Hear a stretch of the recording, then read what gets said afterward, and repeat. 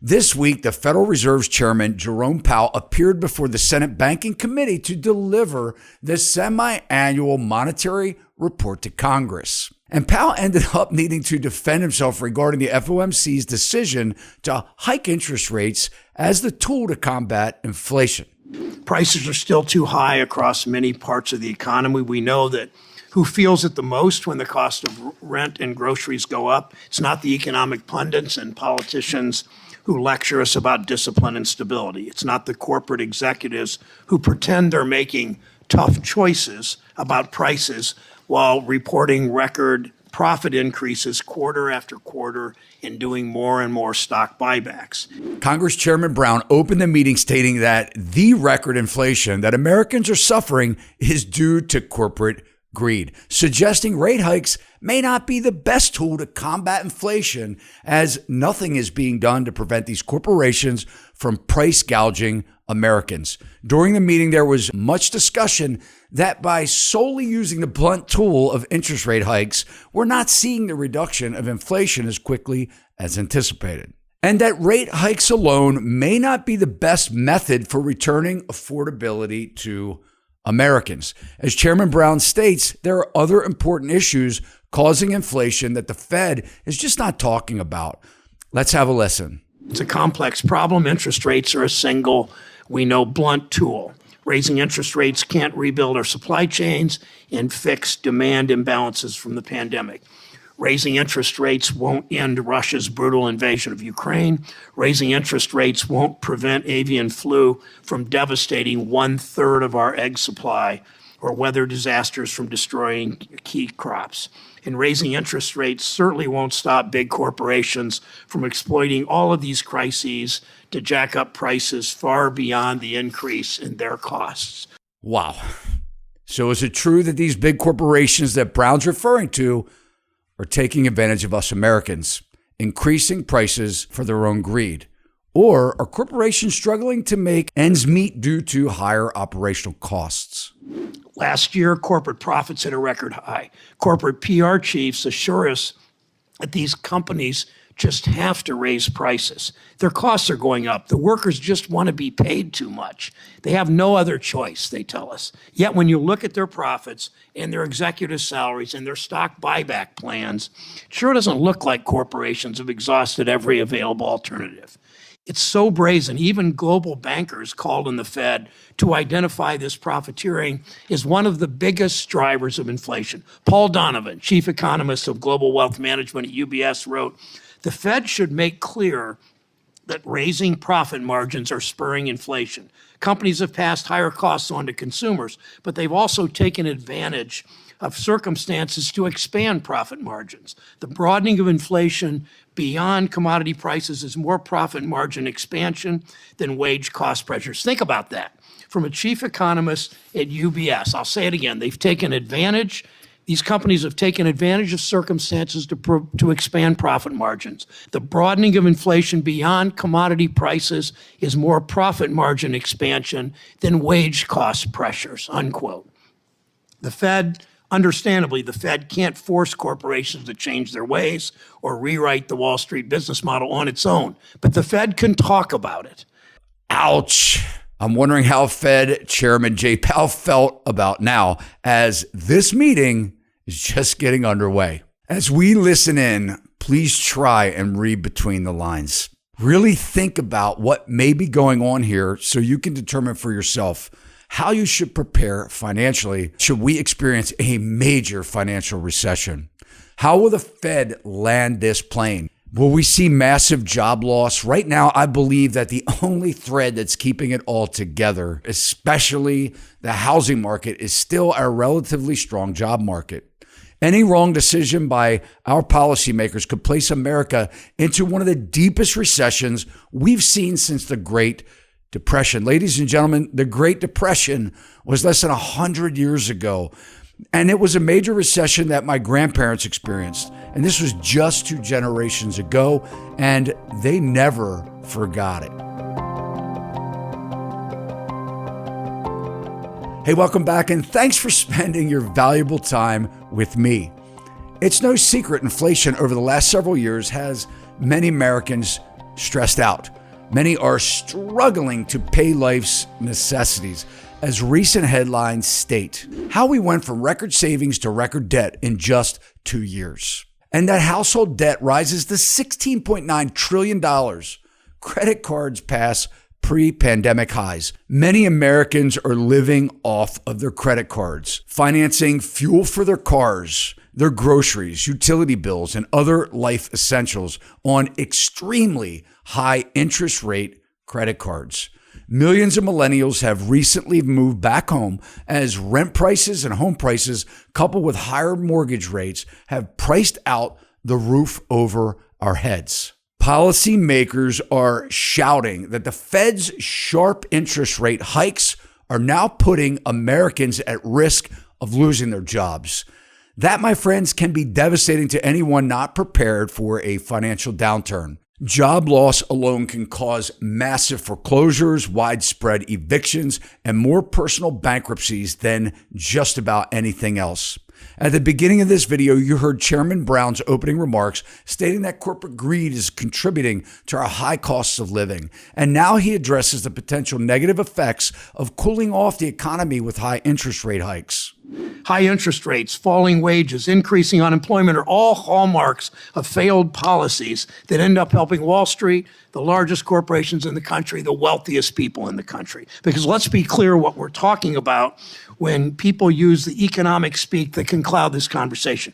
Cooling the economy means laying off workers. Lowering demand means workers get fewer raises. Of course, there are times when the Fed must act. We can't allow inflation to become entrenched. This meeting continues to heat up as Mr. Scott shares his thoughts to Powell regarding today's unaffordability. Mr. Scott says we must be living in an altered universe, stating that progressives are taking money away from everyday Americans and putting the money in the coffers of our government. Have a listen. The truth is that when your food prices go up over 20%, when your electricity is up over 20%, you have to ask yourself, where in the world are they?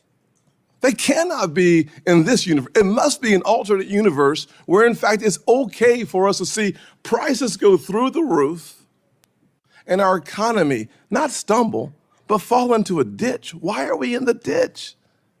Because progressives used the pandemic as a way to usher in a form of spending that takes the money out of the pockets of everyday Americans and puts it in the coffers of the government. Ouch. So, Mr. Powell, why are you raising interest rates? Is there a better way?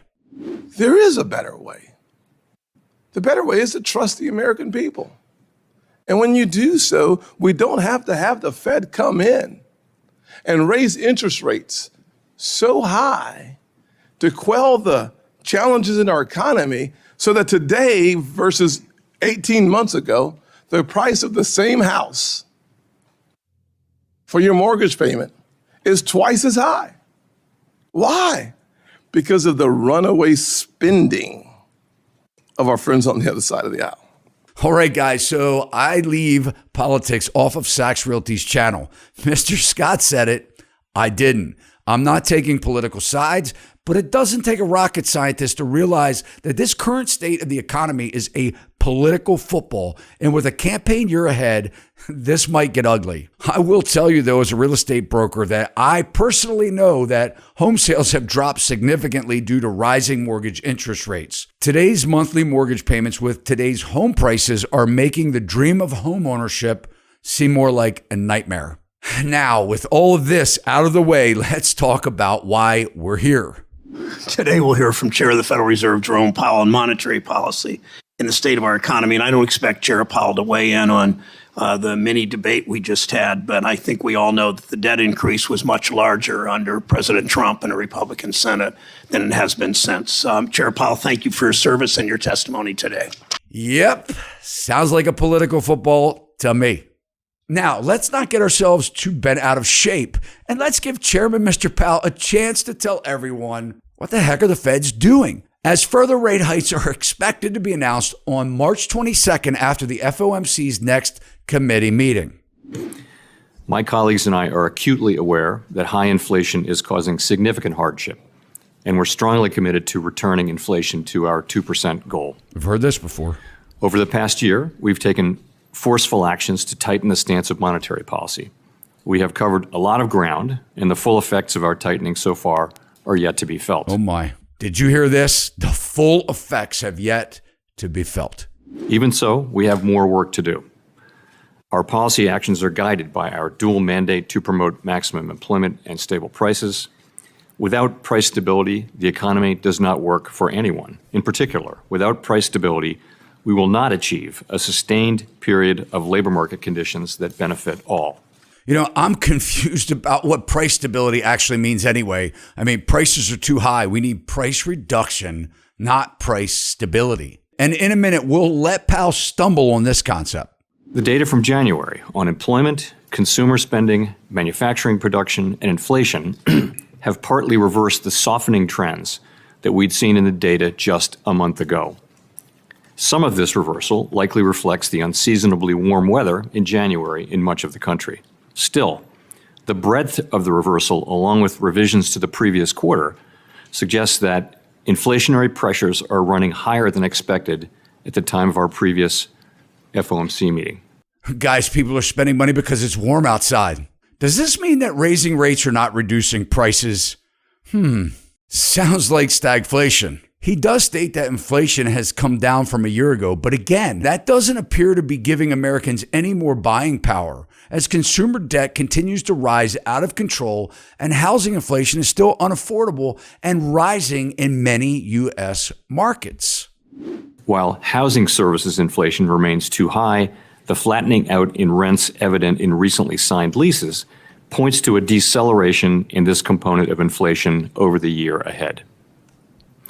That said, there is little sign of disinflation thus far in the category of core services excluding housing, a category that accounts for more than half of core consumer expenditures. To restore price stability, we'll need to see lower inflation in this sector, and there will very likely be some softening in the labor market conditions. Well, there you have it. As I've mentioned before, since just a year ago, higher mortgage rates have crashed home sales and reduced home prices in some U.S. markets. However, due to the strong job market with the limited inventory of homes available to purchase, home prices in some markets are above last year's prices. But wait, Jay Powell did say that there's been a slight reversal in January from last year's cooling trends. And we also experienced this short uptick in housing sales as well. And this is exactly why Jay Powell insinuates that further rate hikes are necessary to achieve returning inflation back to the Fed's 2% goal. Guys, this is far from over.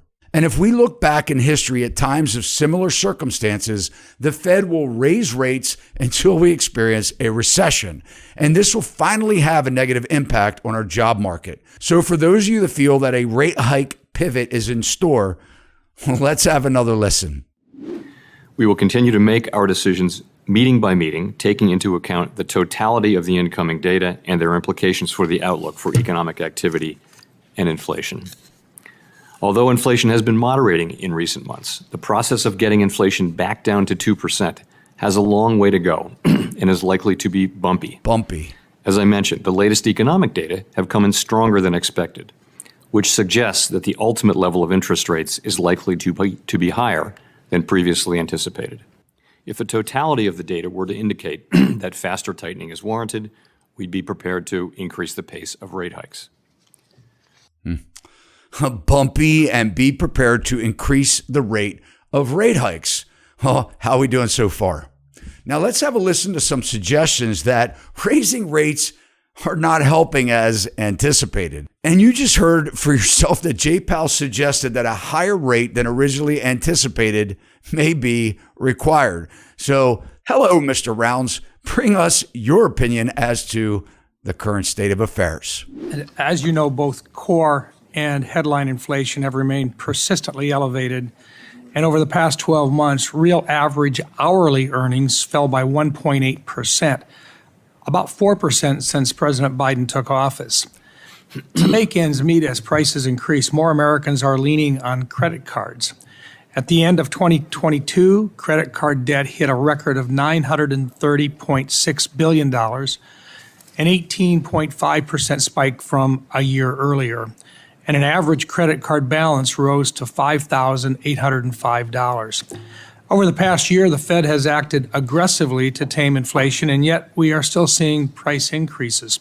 And as we've discussed this several times, but I recognize that it's been an ongoing discussion, but I believe that this further proves that we have long been feeling the effects of a policy-induced inflation resulting from decisions by the Biden administration, primarily cutting off the resources necessary to improve and increase domestic energy production. I continue to be concerned that if you attempt to use the tools that are available at this time for the Fed, then I believe that we're going to have a challenge of not being able to address specifically the challenges brought out when you have a policy is promoting higher prices with regard to energy, as opposed to what you're trying to do, which is to bring down the total overall cost.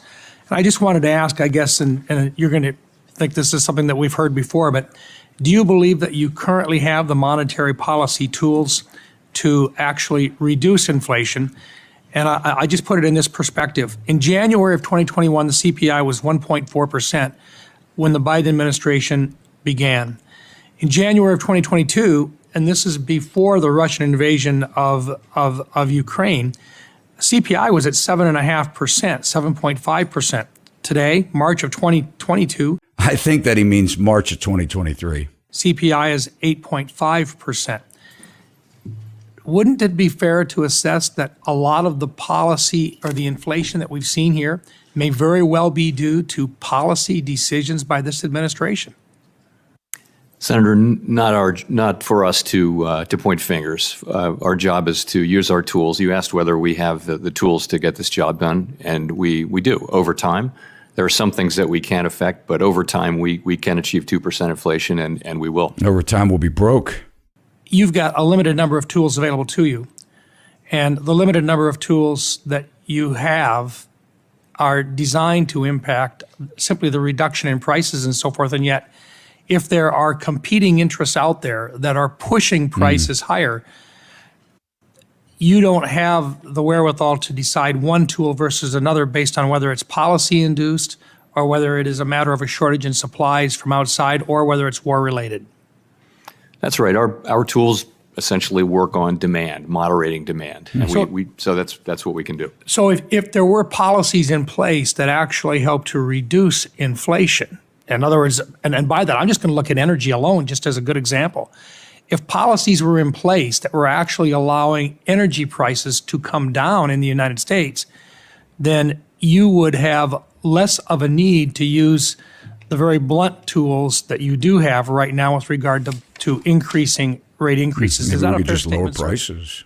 In a sense, it is, but I would just say on energy, I'm not trying to get you to a policy discussion with what the president's doing on his energy policy. I just want to make it clear that you have to respond to what's in front of you, and it doesn't matter where the inflation is coming from or what's driving it up. You're simply trying to bring it back down to that 2% number with the only tools that you've really got. Yes, but I will say on energy, energy has tended over time to fluctuate up and down, and it's not mainly affected by our tools. So the things we look at are really things that are tightly linked to demand in the U.S. economy. Those we can affect. And I think just the fact that you've been increasing you've been increasing interest rates, and yet inflation continues to ride up, would suggest, just as you've just indicated, that when you have high energy prices, it's tough to impact that part of it with the monetary policy that you've got available to you. So we focus on everything, but we also focus on core in particular, which doesn't include energy prices. And what's happened is core inflation has come down, but nowhere near as fast as we might have hoped, and it has a long way to go. I like how Powell stated that energy is not mainly affected by his tools, raising interest rates, that is. Energy companies are immune to interest rate pressure, I guess. He also said that his tools work on moderating demand. So if I have this right, their only intention by raising interest rates is to stop Americans from spending. Well, pretty soon, I guess we won't have any money to spend anyways. So the real question here is, do you think that this type of Fed policy will broadly affect our jobs market? You can let me know in the comments below. Should we work on policy to reduce costs? Not just policy to reduce demand. I'm getting a much clearer picture now. Are you? Now, Powell originally said about a year ago that the Fed was hoping to soft land this plane, as opposed to a hard crash landing that seems to become more imminent to me. So let's see what's discussed here about the potential for job loss. You're raising interest rates. You're raising interest rates to slow the economy, are you not? Yes, to cool the economy off. And one of the ways you measure your success, other than fluctuation in gross domestic product, is the unemployment rate. Is it not? Yes, one of the measures. Okay. So in effect, I'm not being critical. When you're slowing the economy, you're trying to put people out of work. That's your job, is it not? Not really. We're trying to restore price stability. No, you're trying to raise not wages. You're trying to raise the unemployment rate. There are a lot of That mean I know you don't like the phrase, so let me strike it. You're trying to raise the unemployment rate, are you not? No, we're not trying to raise it. We're trying to realign supply and demand, which could happen through a bunch of channels, like, for example, just job openings. All right, let me put it another way, okay? The Economist did a wonderful study. They looked at 10 disinflationary periods in America going all the way back to the 1950s. Disinflation is what you're trying to do. It's a slowing in the rate of inflation. Am I right? Yes. In other words, prices don't go down, they just don't go up as fast. Deflation is when prices actually go down. You're trying to achieve disinflation, are you not? Yes, we are. Okay. Based on history, in the 10 times that we got inflation down, disinflation since the 1950s, in order to reduce inflation by 2%, unemployment had to go up 3.6%. Now, that's history, is it not? I don't have the numbers in front of me, but yes, the standard has been that there have been recessions and downturns when the Fed has tried to reduce inflation. Now, right now, the current inflation rate is 6.4%, and the current unemployment rate is 3.4%. Now, if history is right, I'm not asking you to again, blame anybody, but if history is right, unless you get some help, in order to get inflation down from 6.4% to, let's say, 4.4%, and the unemployment rate is going to have to rise to 7% based on history. That's what the record would say. Okay. And to get inflation down to 2.2% based on history, an immutable fact, unemployment would have to go to 10.6%. Would it not? No, I wouldn't. That's what the record shows. That's what the history shows. Yeah, I don't think that kind of a number is at all in play here. I know you're reluctant to admit it. I think I've heard enough. And Mr. Kennedy, you really got J. Powell stuttering on that one. Guys, let's have a quick look at the history of unemployment rates, because I think Mr. Kennedy really struck on something here. According to the Fed data, since 1948, there have only been 3 times that unemployment rates have hit more than 10%. 10.8% in November of 1982 after a recession, 10% in October of 2008 after the Great Recession, and 13.2% in May of 2020 after America was quarantined during the pandemic. All right, guys, I hope this video has been somewhat enlightening. Maybe not fun to watch or hear, but enlightening. So if you thought so, you could hit that thumbs up and it will let me know that you did. And please stay tuned and please, please, please, guys, pay attention to this story as it continues to unfold. I truly care about our ability to come through any downturn together, and that's why I'm covering this story. I'm Todd Sachs, a real estate broker here in Maryland, dedicated to serving my audience and keeping you informed to the housing market as well as any other issues affecting our economy. And if you'd like to be notified when I post, please subscribe to our channel and hit that alert bell, and you'll know every time we upload content just like this. See you next time. Sachs Realty, Maryland broker number 607720, office number 443-318-4514, equal housing opportunity.